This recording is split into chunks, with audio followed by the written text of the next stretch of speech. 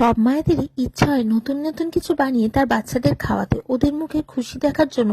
আমরা মায়েরা সবসময় চেষ্টা করি কি নতুন কিছু বানিয়ে দিলে ওরা খুশি হবে। আর এই প্রচন্ড গরমে আইসক্রিমের বিকল্প আর কি হতে পারে। তাই আর অরিও বিস্কুট দিয়ে আইসক্রিম বানিয়ে নিলাম। ইন্টারনেটে দেখলাম সবাই খুব বানিয়ে খাচ্ছে আর খুব খুশি হয়ে খাচ্ছে, আর তাই আমিও ভাবলাম হয়তো খুব টেস্টি হবে।